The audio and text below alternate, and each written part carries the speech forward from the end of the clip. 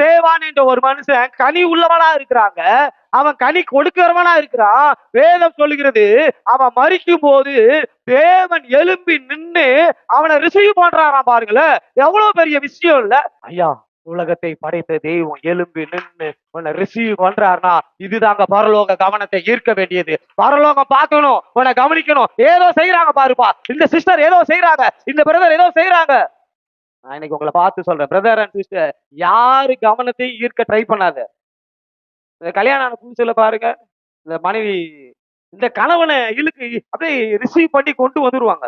இந்த பையன் அங்கேயே தான் கண்ட்ரோல், அது வரைக்கும் அப்பா அம்மான்னு கண்ட்ரோல்ல இருப்பான். இப்ப என்ன பண்ணுவான் தெரியுமா? இவங்க போகும்போது தேடியே போவான். இவங்க பேசுறதுக்கு எதிர்வார்த்தை பேச முடியாது. ஆனா நான் சொல்லுவேன், அப்படி ஒரு காரியம் ஈர்க்கிறாங்க, அப்படியே ஈர்த்து வச்சுட்டாங்க. இப்ப இவர் என்ன பண்ணாரு? நான் அதே போல மணவாளனாகிய இயேசுவை உங்க பக்கமா இழுக்க ட்ரை பண்ணுங்க. நான் இன்னைக்கு நான் ஒவ்வொரு நாளும் என் ஜெபம் எல்லாரையும் மாதிரி இருக்கக்கூடாது, என் உபவாசம் எல்லார மாதிரி இருக்கக்கூடாது, என் பைபிள் ரீடிங் எல்லாம் நான் கொஞ்சம் வித்தியாசமா ட்ரை பண்ண ஆரம்பிக்கணும்.